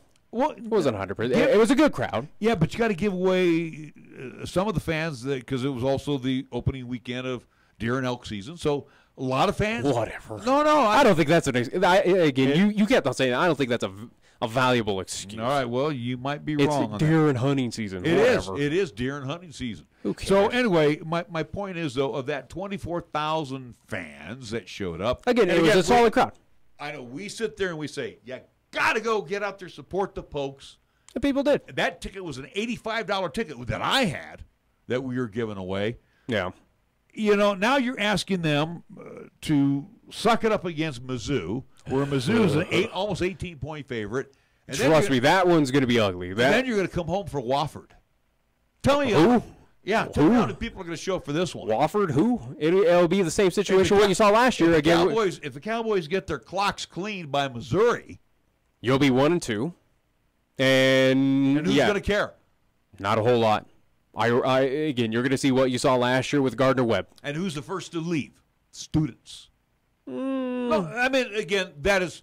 They get it for free. I know, but it's football fans. But that's true. Again, going back to my Idaho equivalents, where it's like we got it for free. But are you watching a team that you know is going to lose or something? Not saying they're going to lose a Wofford. I think they can easily cruise in that one. But it doesn't bring the prestige of, oh, hey, it's Washington State, or hey, here's Boise State. I'd rather go out and watch this. Or Idaho certainly saw a few of those opponents where it's like, who? This is an FCS team. Why are we playing them in the Kibbe Dome? I'm not going to go watch this. I got better things to do this weekend. Well, the one thing that the Cowboys did do on Saturday, they made Gardner Minshew look like an All-American. He never got sacked. Yeah. 38 of 57. I think that goes credit to their offensive line more than anything. Yeah, their line was great. He had, again, especially in the pocket, there was moments where it was like 5-6 seconds. He was just standing there. And Vanderwall was 8 of 20, 67 yards, and he got sacked 3 times. His longest and I don't think it's yards. Again, in my opinion, I don't think it's against Vanderwall. I think it's this offense, this scheme of whatever Vegan has or how this is at least built up for the Wyoming Cowboys. It is not complimentary to Vanderwall. It's not a complimentary to this offensive style, or at least what this talent on this Cowboys team is. Again, Vanderwall in some throws that he did have, it reminds me a little bit of Josh Allen. He has the strength, he has the arm, the power, but it's just for whatever reason. What part of the passing game do you not like? The rolling out or staying in the pocket? What do you not like? Because in the pocket, I'm more favorable of rolling out. I'm more of rolling out, and even on that situation, Vanderwall was running for his life. Yeah. So again, credit to the. I'm just saying I don't put all blame on Vanderwall, at least with his numbers. I think it's more so of. I am not even going to put blame on the offensive line. I think it's just this offense is very predictable. Defenses can easily read it, and they know what they're going to do. Right. And it's just not translating well. I think you have the tools and the talent, but the plays are just not there to complement this team. And again, too, what was really sad about this game is that the Cowboys' defense. What's sad is you blew it in the fourth quarter. Yeah, the Cowboys' defense spent way too much time on the field. Oh, yeah. And offense, three and out. They wore out on their own field. Yeah. But also, too. And I think that's why, of the final score, 41-19, does not indicate of how really close this game was. Again, at half, Wyoming had the lead. They were up by 3. Right. Now, this is a team that should have won, absolutely. And, again, it was the defense that was keeping them in. But like any player, again, they're not inhuman. They're not immortal. They're going to tire out. And guess what? In the fourth quarter, in key time, they did. Because they were out there for so long. Yeah. Well, and also, too, and I will say this, and you heard me really complain about it, and I found out that these guys I think they were Mountain West, if I'm not mistaken. Yeah. I thought in the first half, and again, I was having coffee with a couple folks. There's some questionable calls. In the first half, I thought it was very awful. And then the second half, they seemed to pull their heads out of their rear end. Yeah. And again, the one flag that we got was the low hit one. I didn't like that call. It didn't look like that was flagrant, and it was more around the ankles than it was around the knees. And then they missed a couple of pass interference right in front of the Washington bench. Oh, come on.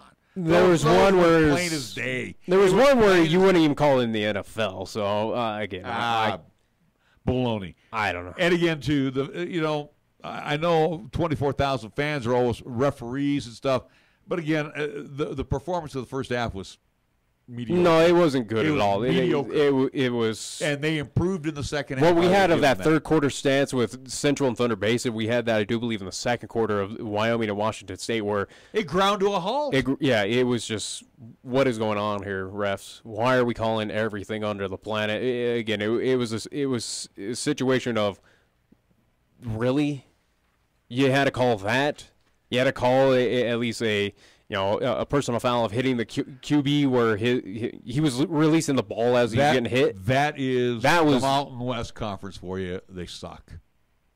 Bottom line, whether it's the WAC. That's why it's not a Power 5. I know, whether it was the old Western Athletic Conference or the Mountain West, they still suck. Now, you said the old Athletic, or at least WAC. The old Western Athletic Conference. Okay. As long as you didn't reference the new one. No. 23 penalties were whistled. And now, again, this is game 2 for the Cowboys, game 1 for the Cougars, all right? 10 for 75 against the Cougars, 13 penalties whistled against the Cowboys. Some questionable. Who the hell are the Cowboys? The Raiders? 13 penalties? Are you kidding me? Come on, Mountain West. That's ridiculous. Well, some of them were also, too, on them of a false start or blah, blah, blah, where, again, it was just those, obviously the fouls that you do need to call, those are unexcusable at this point of, yes, you've had one game under your belt, you're at home, there is no excuses why you should be going off full starts or anything, but again, inexcusable. It's the old takeoff on the old ESPN. And I don't want to say that Cowboys shot themselves in the foot, but it was... Chris Carter used to say it best. Come on, man. Really? 23 penalties? That's why the game ground to a halt. We were sitting there. Remember we were talking, we said, the gripe and moan is, how do we speed these things up? How do we speed them up? In addition to having it being televised, and you got the redhead guy out there, and he's like smoking a cigarette waiting for, them to come back from a commercial. Criminy sakes, that thing was almost 4 hours old? Yeah, it went on for quite some time. How are you going to speed up a football game when you got 23 penalties? Are you going to tell me that game was that bad? Was that poorly played? Come on. Come on. I don't know. I'm getting tired with again. And maybe I'm too critical on the refereeing, because maybe there is a book that there is a handbook. Yeah, maybe the handbook is turned into now a short novel of rules and infractions. I wouldn't doubt. And you can't do this and you can't do that, but watch out for this, and maybe that might happen. Well, there was one penalty that was called, and I don't know if it has a list here on our notes, but there was one penalty that I've never even heard of. It was, and I referenced to you of a situation where when it got called, it was a penalty that is just so abnormal where it's like, that's a thing? And again, I can't recall.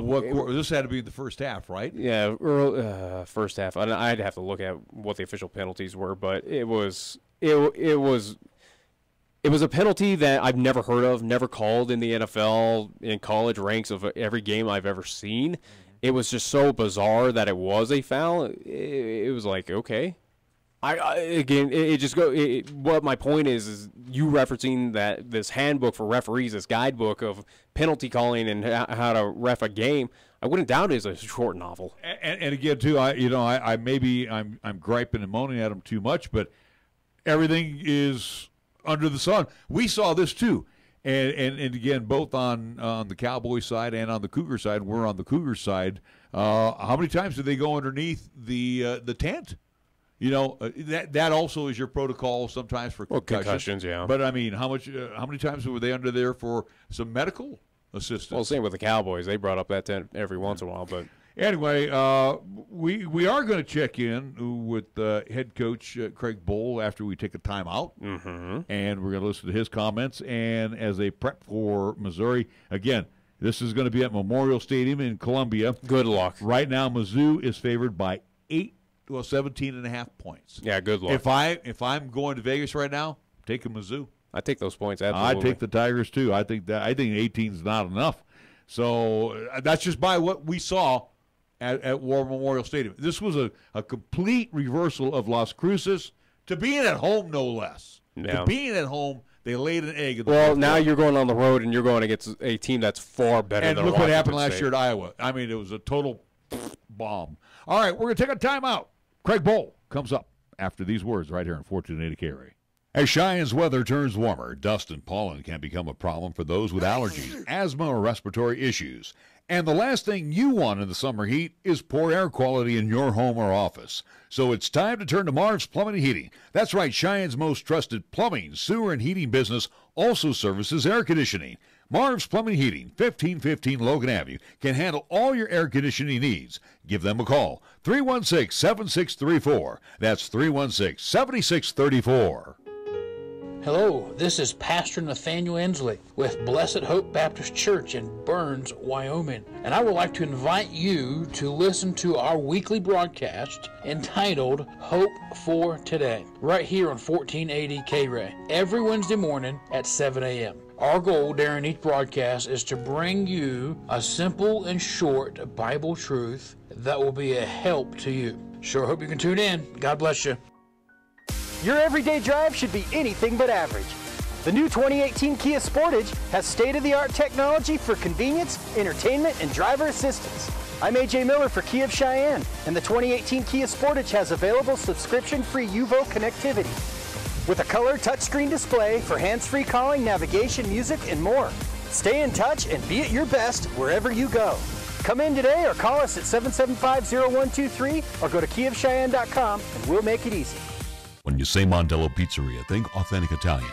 When you say Mondello Pizzeria, think made fresh from scratch. When you say Mondello Pizzeria, think great pizza, delicious Philly cheesesteak, superb hot and cold Italian sandwiches, meatballs, sausage, and special subs, calzones, crisp salads, and great service. When you say Mondello's Pizzeria, think unmatched Italian taste. Mondello's Pizzeria, 1507 Stillwater Avenue, your only true Italian stop for lunch or dinner. Here's the latest weather forecast on 1480 K-Ray. Otherwise, for today, partly sunny, expected daytime high of 70 with isolated showers and thunderstorms this afternoon. For tonight, mostly cloudy with scattered showers and thunderstorms. Our low dropping down to 47 degrees. Wednesday's forecast, mostly cloudy. We're calling for a daytime high of 67 with scattered showers and thunderstorms possible. And for Wednesday night, a mostly cloudy sky. Our low dropping down to 47 degrees with a slight chance of showers and thunderboomers. You bleed brown and gold? So do we. Wyoming Cowboys football and basketball is always front and center on this show. This is Wyoming Sports Talk Today, and it's here on AM 1480 K-Ray. Okay, we'll go ahead and get started.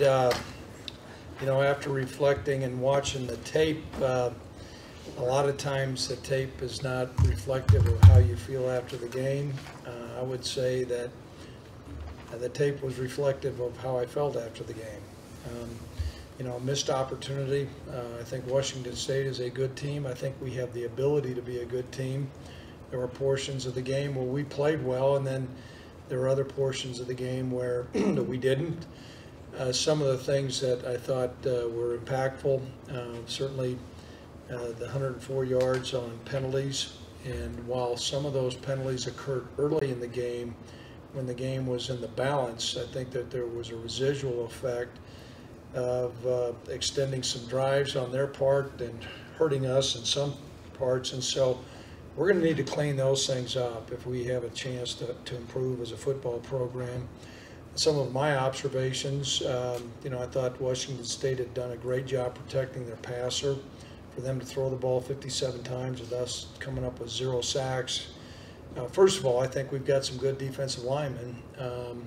They certainly can play better. We can coach some things better, and we're planning on doing that this week. But along with that, I think you need to give some credit to Washington State. Their offensive line protected their quarterback well, and I thought we didn't know a lot about the quarterback. We'd watched some game tape when he was at his previous school, but he played well, and they had good skill players. The game, was a fairly tight ball game where we are disappointed we didn't finish, and fourth quarter finish is something that our program takes pride in, along with being disciplined. And so from those two perspectives, I would say that, we spit the bit out, as a Cowboy would say. We didn't answer the bell against a good football team, and so we lost an opportunity to win. Some of the injuries coming out of the game, I think Nico Evans will be day by day. We'll find out a little bit more as we go. Austin Fort will not travel this week. I know I had released the fact that we thought Alonzo Velasquez would start, and he experienced some swelling in that knee after the recovery of surgery, and so we held him. He could have played, but it would have been at a very limited amount, and so all indications are he should be in good position to play this week. Obviously, we spent a great deal of time looking at where we were at in the rearview mirror, but now we got to look forward to playing an excellent Missouri team. I think Coach Odom has done an outstanding job leading and moving that football program forward. They took big steps this last year. They're prolific on offense. They led the SEC in total offense. They have 10 starters coming back. You've got a highlighted quarterback who I think is an excellent player, a big, strong defensive lineman, and those guys know what they're doing on defense, and they play really hard. And when you're playing against an SEC team, typically that's going to give you an indication that the talent level is such that their special teams are going to be very effective. So that being said, we've got a big challenge, but we're going to move forward as a football team. I think we've got good players too, and we got to play better. We got to coach them better, and so that's kind of the task at hand. I'll be more than happy to answer any questions anybody may have. Craig, with Nico, I know obviously Bigelow and Validator, your next two guys. Is it kind of like you said after the game by committee? Javon maybe have an edge maybe to start based on his performance last week, or what are your thoughts with you know, I think Javon carried the ball a little bit better. You know, I was somewhat frustrated with X. He got tripped up one time with an arm tackle, but he did some good things. They bring something different. They're a different type of runners, although we're running the same plays. Both of those two guys will play, and we also will play Dawson Booker as a third tailback. Now, he's not played tailback, but he's been taking reps at that spot. And typically for us, Robert, we play two tailbacks, and sometimes we distribute the carries by who's got the hot hand, and so we'll look at that. But both of those two guys will play this week. Now, we're in hopes we're going to have Nico, and you know, he's got some bruised ribs, and sometimes guys heal up a little faster, and sometimes they're cleared. We'll just keep you abreast. It may come down to a game-type decision where we take them all the way down to Columbia and then make a decision there. Yes, Tracy? Does the physical nature, say, of an SEC team make you a little more careful with Nico? Great question. I would say no. You know, all these games are important for us, and so we're gonna put our football team in the best position to win. You know, last week we didn't feel like Alonzo was going to be in the best position to help us, so you know, Rudy Stouffer played. So I think we'll make that determination where Nico's at. Now, I think Nico's a really good running back, and the other guys are good too. Did it have an impact when we lost Nico in the game? I would say yes. There's a reason why he's a starter. So we're in hopes we have him back, Tracy. I know you just mentioned the penalties and not finishing the game in the fourth and whatnot, but if you can reflect back for me, after post-game you said you were frustrated, disappointed. What's on the top of that list of disappointment, if you could kind of pinpoint that? Those two things. Our football program has made, I think, great progress in effort, and that has shown. I think there's been some games that we've willed to win, and so as a coach, when you watch it on the sideline and then it bears out on tape, and you see a lack of performance in the fourth quarter when you have an opportunity to win, there's some real soul searching, and there's some real challenging and some pointed questions. Why are we in that position to where we're not excelling? When you see maybe some guys not finishing off some blocks, or you see some guys out of position hanging their head on defense, and some missed tackles and things of that nature. When you play an excellent team, those things get magnified, but we're in the process of moving our program forward, so when those things come about with a game that we feel like is winnable and you don't answer the bell, that's frustrating. The next thing is what compounded that. I think Robert brought up the question of the penalties. That has not been typical of our type of football program. And so when you see that rear its ugly head, there's a residual effect. I think there's three series where we extended their offense on personal fouls on our part. And you saw an edge in the press conference. I'd like to think I'm usually more composed. I think I held my composure okay, but yeah, it was hard. If we get beat by somebody, we go out there and we get beat, I can live with that, go to sleep at night and be fine, get up the next day. Not that I like losing, but we don't give our best effort. That's hard. And I think our fans have come to expect a good performance. Our coaching staff has, and I think our players have. And so typically what I know, when you have good character and you have guys who see themselves as competitive players, and not every day is a Chamber of Commerce day, and you go out and, like I said, you spit the bit out, well, then you put your hand in the dirt and you're going to get back to work. And so it's my hope that that resolve is going to occur this week, I think, collectively as a group. So those two areas, our effort and our penalties. You know, with Tyler, so redshirt freshman quarterback, you don't want to put too much on his shoulders too early, but, especially in the last game with Nico went out, it really seemed to affect the entire team. But how do you kind of draw the line or balance of not putting too much on the kid's shoulders, but also trying to get more out of that passing game or that attack? How do you kind of approach it and balance? Well, I think this, Robert, if we consistently dial up what we have within our repertoire, some pretty complicated control passing trees and protections, I don't think that that's going to be putting him in a good place. Now, we can do that. I think our playbook needs to expand a little bit. There's no doubt we're not going to be one-dimensional and go down there and beat the Missouri Tigers. But we've got to put more on his plate. You know, I think that there were some things that Tyler did that were good. I mean, he had a couple balls down the field that we would have thought would have been caught. Another third down play that we thought the ball should have been caught, and it wasn't. But he also had some things that were uncharacteristic. Some of the things that I saw, you know, in the short control passing game where he's usually had really good accuracy, he was off. And so he needs to play better. But many times there's so many things that go into quarterback play, whether it's protection, what do the sticks say, things like that. But he needs to play better, and I think he knows that. Craig, do you think playing a team like Missouri will allow the team to move forward faster? I mean, it's like you said, the price of poker went up. Here's what, yeah, I did say that, and that's true. You know, as each game goes along, this is game 3, and you know we have 12 opportunities. So the last time I checked, that's, you know, about a quarter of the way through, and so this is an important game, and you play them as they're scheduled.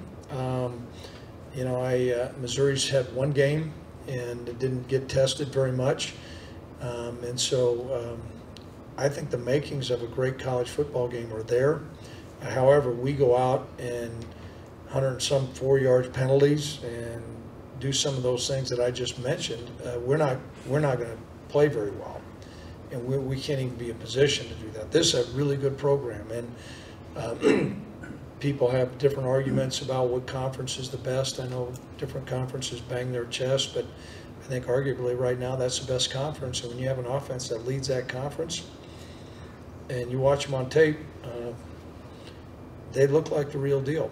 And but I also believe we've got some guys that look like the real deal and we can play better. Just how good is the Locke kid? I mean, I know it sounds like he could be maybe a Heisman Trophy candidate. And, correct. You know, I know he faced a pretty prolific passing attack last week, but just how good is he, and what necessarily stands out to him from maybe some other games? They're different. The schemes are different. You know, Coach Leach is pretty creative. Now he's got a guy from Microsoft helping him. I read that, so kudos to Mike. I don't know if Microsoft helped the quarterback or not, but made him help him on that trick formation. Different schemes. This guy's got what you would consider the pro football prototype quarterback, though. Strong, big, strong arm, throws the ball vertically. He's got good mobility, can stand in the pocket, all those things. And so those are attributes when you start looking at, you know, our experience with either Carson Wentz or Josh Allen. I mean, he's right in that mode. Now, how high he gets drafted, I don't know, but it's probably going to be pretty high. Other questions? Nope. Yes. Okay, we have anybody on the line?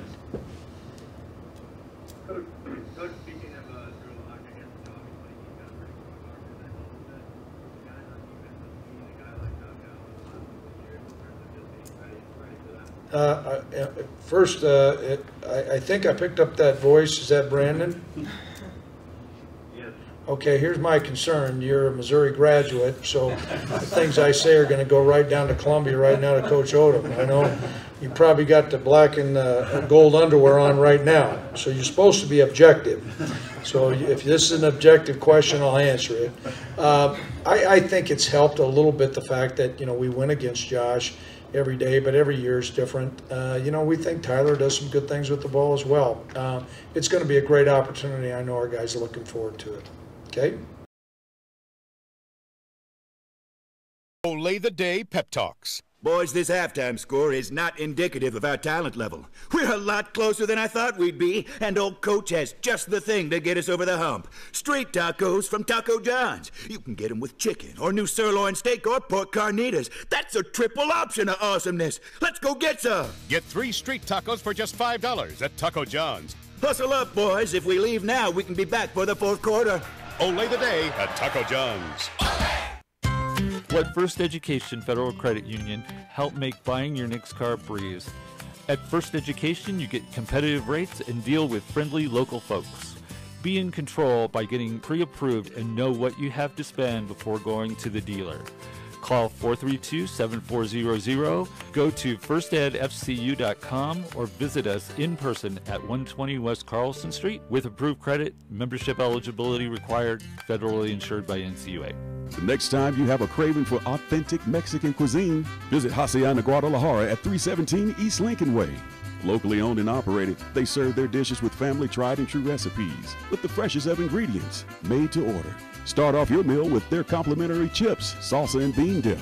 And if you're feeling adventurous, enjoy your favorite margarita or cerveza.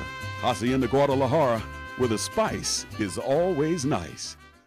Due to our stormy season this summer, Jolly Rogers RV Sales and Service is offering you a hail of a deal on a wide variety of travel trailers, including toy haulers. Get up to an additional 50% off MSRP on Jolly Rogers' already low prices. Check out their new and used inventory. Damaged or not, you can still travel in style. Call Jolly Rogers RV Sales and Service today, your exclusive Jayco dealer, at 634-8457. See them at 6102 U.S. Highway 30 or go to jollyrogersrv.com. We're taking Cheyenne, Wyoming Sports Talk Radio to a whole new level. This is Wyoming Sports Talk Today. Don't look at me. I think these people are completely nuts. Stop this crazy thing! And it's only here on AM 1480 K-Ray.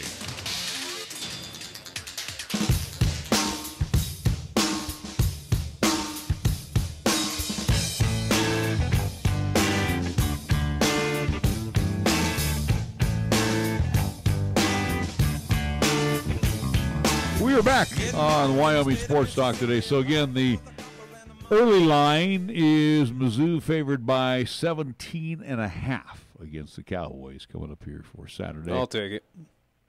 Easy. Right now, I'm a taker on it. Again, I told you preseason what I saw the end result of before we got to Wofford was it's either this team could be 0-3 or 1-2.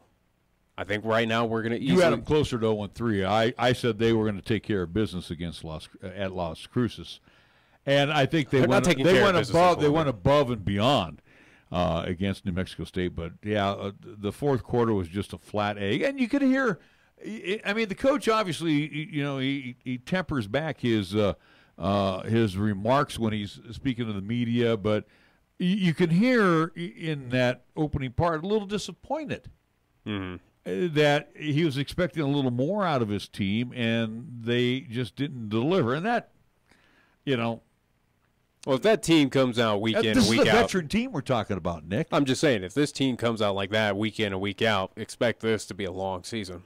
This is a team that's going to be lucky. Let's not go into let's go 1 week at a time. No, I'm just saying, but I told you this in preseason. For the Wyoming Cowboys, this is a team that should be, if it's going to play like it has, this is a team that's going to be thankful to even get into a New Mexico Bowl or whatever the low bowl is for the Mountain West Conference. It's something that this team's going to be thankful if they can mount 6 wins to get bowl eligible. Because, again, I think from what we saw over the past weekend, I think Utah State's for real. I think it's not a situation that Michigan State's overrated. I think it's a situation that Utah State's a serious team to take a look at. And I told you this as well, that I think Utah State's the second best team in the Mountain West, or at least in that Mountain Division right behind Boise State. That's going to be a tough one. And don't discount Air Force. Air Force, absolutely. As much as they played a nobody, but I still believe that Air Force is an improved team. It's going to be an improved outfit. But, again, both of those teams do have to come to Laramie. So we'll get a good view. And, again, too, you got to look at Hawaii. Hawaii, yeah, they're completely for real. That's another one where they're completely for real. Where you kind of say, well, even though you go to the islands, Navy didn't. They saw a bloodbath, or at least it was a high scoring. It was a shootout, but it was sunk the Navy. Basically, that's what they did. So pardon the pun, but the deal is, Hawaii's for real. As you say, Utah State is for real. I absolutely think so. I do not think it's that Michigan State is a terrible team. I think Utah State is a team that could possibly compete with Boise State of taking over that Mountain Division. Could probably be the Mountain West Conference champion. I really think so. So let's take a look at this week, and let's again. And again, they did that on the road. They did that. You'll hear this on our pregame show coming up on Friday. But let's just take a quick look at the schedule. We got to get into the pros here real quick before we go. New Mexico's at Wisconsin. Wisconsin's going to whip on them. Nevada's at Vanderbilt. I don't know. I don't give it to Nevada. The they did put up quite a few points over at least Saturday. We'll find out. Will the real Air Force please step forward? They take on Florida Atlantic in Florida. I think they can take care of a Florida Atlantic. Colorado State and Arkansas?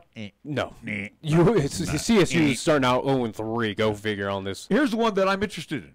Fresno State at Minnesota. Bulldogs?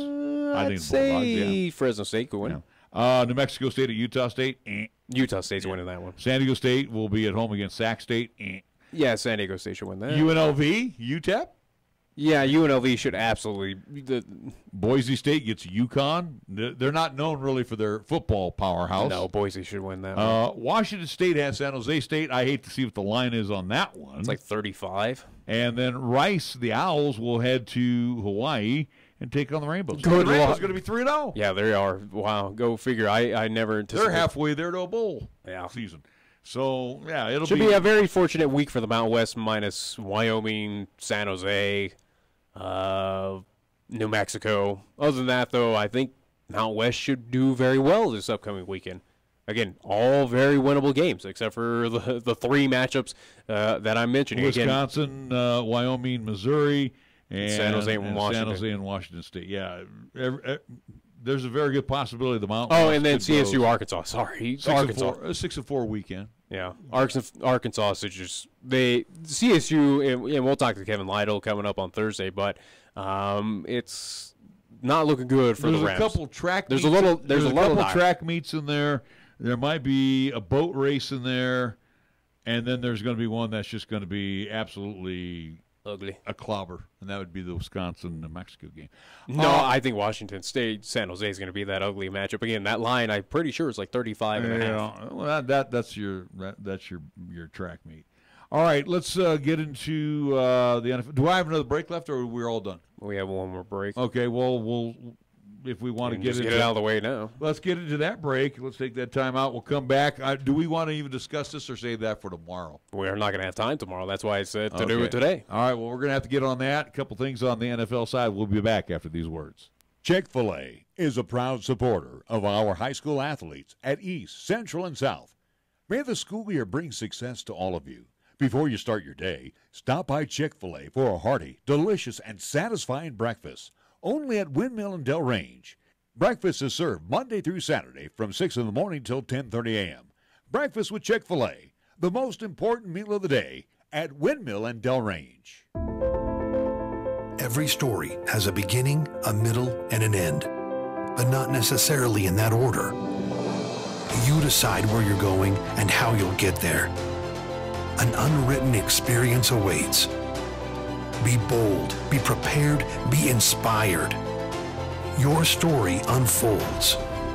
Laramie County Community College. Visit lccc.wi.edu to start your story today. Did you know that in rural parts of Laramie County, electricity is inexpensive and reliable because of electric co-ops like High West Energy? As an electric co-op based in Pine Bluffs, High West Energy is owned by our customers who share in the profits. We serve 10,000 customers in 3 states, including 20 subdivisions surrounding Cheyenne and F.E. Warren Air Force Base. We have been providing low-cost, reliable electricity for over 75 years, keeping energy affordable for 75 years. HighWestEnergy.com. A Touchstone Energy partner. Here's the latest weather forecast on 1480 K-Ray. Otherwise, for today, partly sunny, expected daytime high of 70 with isolated showers and thunderstorms this afternoon. For tonight, mostly cloudy with scattered showers and thunderstorms. Our low dropping down to 47 degrees. Wednesday's forecast, mostly cloudy. We're calling for a daytime high of 67 with scattered showers and thunderstorms possible. And for Wednesday night, a mostly cloudy sky. Our low dropping down to 47 degrees with a slight chance of showers and thunderboomers. Fat, lazy, and stupid is no way to conduct a sports talk radio show.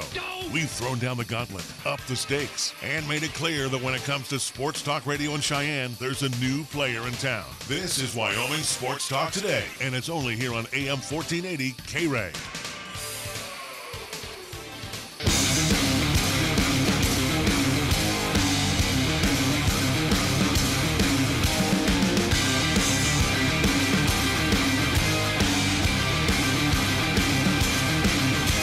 Well, so much to talk about, but very little time to do it in, so let's just get to the meat and potatoes real quick. Denver Broncos announced here the cuts, and he first made it, and then on the secondary side, he's out of there. Paxton Lynch gone. Don't care. We'll give our thoughts tomorrow. Anyway, Kevin Hogan. Because we'll talk with someone about it, so we might as well discuss Kevin this Hogan tomorrow. Got, brought in by John Elway, and I like that move. Again, stuff we'll talk about tomorrow. How about let's focus on the stuff? Nike. Who cares? You really want to get into this? Who cares? No, Who really cares? Nike now, whoever's in marketing for Nike, you'll probably be out of a job by the end of the year. Nike stock down about 3.5%. Go figure. Today. They brought up a controversial thing. Any other business that puts up a controversial thing deals with stock issues. Who cares? Honestly, it does not matter. Do we really need to go into Kaepernick again? Yeah, I think we do. You who complained about him every single time I brought him up when it was relevant. Spokesman for Nike. Nike just died today. They died of colon cancer. Anyway, let's see what we got going on right now. I'm telling you, why? Whoever's in that marketing there, I'd fire him in a butt ugly minute, because it's like, how stupid are you? Yeah, you're getting a lot of press, but you know what? You're in the middle between Adidas. You're in the middle of Adidas and Under Armour. Bad publicity is good publicity. Again, it's still putting that name out there. Nike. Whatever. They're going to swoosh. They're going to get money. They've had people who bought their shoes already. They're going to have people who bought them. They're going to have people that won't buy them. Oh, well. All right, NFL picks for 2018. Finally. Nick came to me and said, hey, let's do this. Well, because it started up on Thursday. So let's go to the AFC East. And because you got to talk about your Nike and all this stuff, so we got to. We're predicting our winners for the AFC East, just like we done for MLB, for I do believe and NBA. Say, what? You say New England? Yeah, I think that's a guarantee. I say New England as well. In the North, we disagree. You like Pittsburgh. I'm going to go with Baltimore. I think Baltimore might be doubtful. I think Harbaugh's got a good team this year. Yeah. AFC South. Not good enough to get over Pittsburgh. Pittsburgh is still solid. AFC South, we both agree on. Houston. Yeah, if they could stay healthy with the Texans, absolutely. I think under Watson, again, healthy J.J. Watt, it's a solid team. They were a solid team last year, but again, injuries is what hurt that. AFC West, we both like the Los Angeles Chargers. Absolutely. I think this is the year that Chargers been building up for this. I think led by Phillip Rivers. I'm assuming, in my opinion, I think it's going to be – he's getting close to the end of his career. And they just re-signed Antonio Gates. Great for them. I know. But, yeah, I think especially with the recent moves of Oakland and what the West has done, again, I still, at the beginning and I still believe the Chargers will win this division. We really disagree on the wild cards. I have Pittsburgh in as a wild card this year. Yeah. I still have faith in Tennessee. I think not a bad pick. I like Marcus Mariota. The AFC is one of the tough, at least conferences to choose of who's going to make in the playoffs because there's so many good teams, especially out of that AFC South. And you like? I went with Jacksonville as one of your representatives out of the South. I think they have enough to get it done. Again, continue into the playoffs, and then I think minus a Khalil Mack, but of a team that is still at a solid core under a new head coach. I think the Oakland Raiders will be one of your at least wild card spots. And we definitely disagree on the AFC champion. I'm hoping that this will be in warm weather, not in New England. I'm hoping that it will be in SoCal, and I have the Chargers winning the AFC division this year. You got the Chargers. I went with the Houston Texans, just not the New England Patriots, but I figure for something new, I think Houston has enough to get it done against at least my grouping. We go to the NFC. We move along to the East. Easy. We got to go with the defending champions. Yeah, until somebody shows me they can beat Philadelphia, I just don't see it happening. Dallas, I don't think has enough. Washington, no, especially with Alex Smith addition. The Giants, clearly, no, they're not doing anything. So yeah, it's North. We disagree on. You probably went with Minnesota. I went Green Bay. You went with Green Bay. I went with Minnesota. And again, you're not picking, yours is not a bad pick. You're picking hairs there. Both are great teams. Yeah. I just don't believe in Kirk Cousins. I definitely don't agree in the South here. You got New Orleans way too high. I just don't think they're that good. I think of what the additions of what the Saints have been doing. Again, you can't deny Drew Brees. I think the Saints are a team that is for real. I still like Atlanta. Atlanta, again, they didn't do anything in the preseason to screw anything up. And, again, they got Matt Ryan. That's all they need. And Julio. Anyways. NFC West. We can't argue on that one, right? We oh gosh, it's hard to pick on this one, but I went with my. I went with LA twice. Eesh. I went with my head instead of my heart on that one, but I want to believe that the 49ers can win the NFC West. Obviously, being a fan of them, but you got to go with the Rams. I think they're very stacked. It is a team that's a solid core that can get it done. I think the 49ers will give them a fight, and hopefully I am wrong on my division at least pick there in the NFC West, but I think the Rams are a very, very good team. We're going to go with the Rams, and they made some good offseason acquisitions. Yep. And again, Goff's going to be he's getting better and better. And then, of course, you got the running back that's real good as well. Wild cards, we disagree. I went with the 49ers, obviously, and then I went with Minnesota. So 2 teams, or at least with the Minnesota, where you had them as division. I got wild card. And again, I still think Jimmy G is going to revive this team. I think you'll see a playoff-bound 49ers team. I hope so, but I disagree. I think they're a year away from being in the playoffs. I'm going with Green Bay, and I think Cam Newton gets his career going as they're going to be back into the playoffs. That was one team I had originally and then wrote them off. I don't believe in the Panthers. Okay, well, that's fine. The NFC champion, you like the Rams? I again, going with my head then my heart. Yeah, I had to go with the Rams. I think they get it done. It's not a bad pick. I'm going with Philly. I think Philly didn't do anything in the offseason to hurt themselves, and of course they're getting Carson Wentz back. Yeah. So Super Bowl 53. Obviously, we'll pick our champions, but I have Houston going against the Los Angeles Rams. I went in that matchup. I think the Houston Texans get it done. For no reason at all, I just went, maybe the Texans. And we both, because I don't want to pick an LA team. And we both agree on it's going to be an AFC team. I think, like you said, an aging Phillip Rivers, a team that has been on the cusp year in, year out. The West is wide open for them to win. Yeah. So I'm thinking it's going to be the Los Angeles Chargers from wire to wire. All right. They're going to win it all. So you got Chargers. I got Houston Texans as their Super Bowl 53 champions. We went through that very quickly. Yes, give me that information because we will post it on 1480krate.com. And laugh at us by halfway through the season. All right. Either way. We got to get going here. It was a very long, it was a quick program with some long subjects that we talked about. We will be back tomorrow